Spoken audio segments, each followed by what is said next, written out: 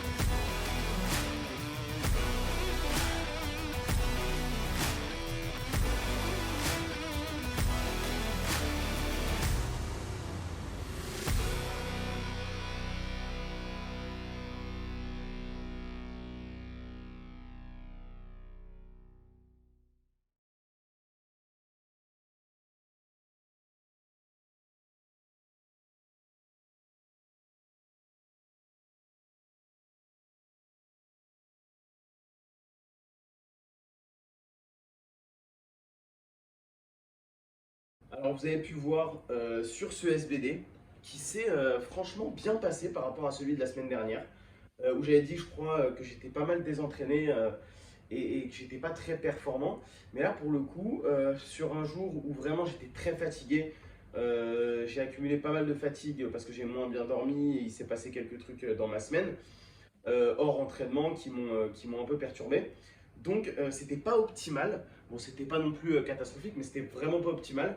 Mais ça s'est plutôt bien passé. Alors, sur le 4 x 5, si je dis pas de bêtises, j'ai réussi à faire que 3 x 5 à 155. Sinon, en fait, j'allais complètement overshot.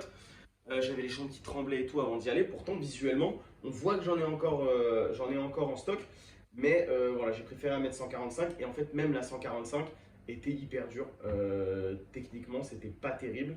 Donc voilà. Donc Andrea pense pour le moment que j'ai un profil plutôt force sur le squat en tout cas. Donc on verra par la suite parce qu'en gros, il met aussi des restrictions au niveau des temps de récup.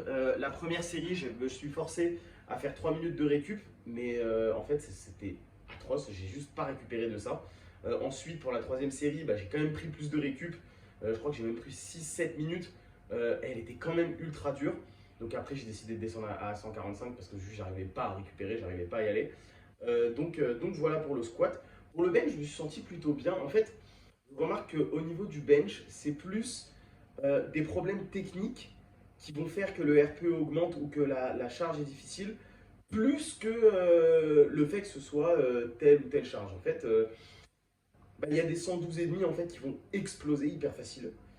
Et d'autres qui vont être durs parce que justement au niveau de la trajectoire c'est pas terrible. Donc je me force aussi à avoir une bonne pause. Là c'est un petit peu mieux. Bon de toute façon je vais me forcer de séance en séance hein, à faire des grosses pauses pour standardiser tout simplement. Et sur le deadlift, le 4x4 à 190, bon comme j'étais dans mon home gym c'était un peu désagréable parce qu'il faut que je retienne la barre etc. Donc c'est vraiment chiant mais pour le coup je trouve que techniquement c'était vraiment bien. C'était vraiment bien en fait techniquement, même au niveau du ressenti, bon, mis à part le fait que je dois la retenir, c'était plutôt bien.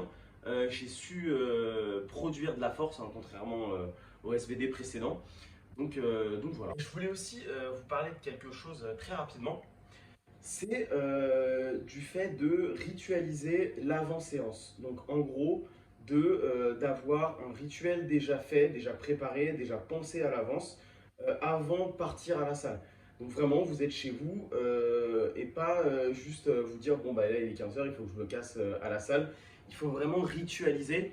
En fait, ça vous permet de vous introduire à un état mental qui va vous aider en fait à performer justement. Parce que si vous vous dites, bon là il est 15h, il faut que je me casse, que j'aille à la salle, vous arrivez à la salle et là il va falloir se mettre dedans. Et en fait, le fait de ritualiser l'avant-séance, vous vous mettez déjà psychologiquement dedans avant d'y être. Donc moi par exemple, ce que je fais c'est un café devant des vidéos de motivation, donc ça peut être n'importe, hein, on s'en fout, ce que vous voulez. Moi j'aime bien les trucs genre motivation powerlifting de White Light Media, j'ai oublié, mais en gros c'est la compétition par exemple des 93.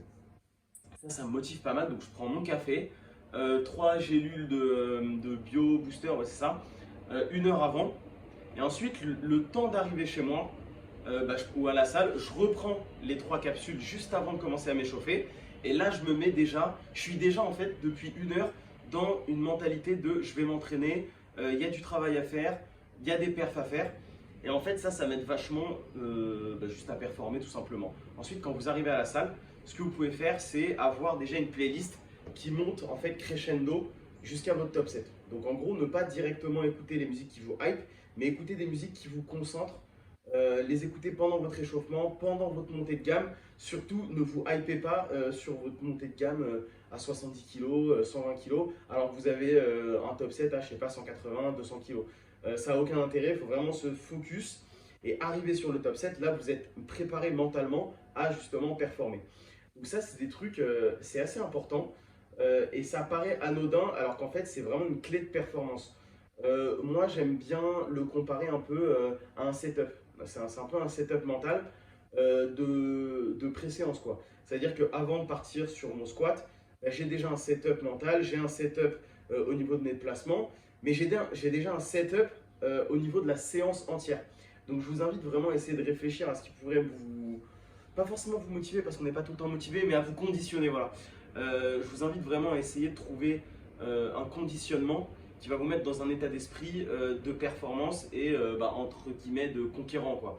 Et pas de subir la séance ou un peu d'arriver et bon bah maintenant il faut faire la séance un peu précipitée, quoi. Il faut vraiment préparer, vous préparer mentalement à votre séance. Voilà, je pense que c'est un point qui me paraît assez important et dont j'entends pas énormément parler.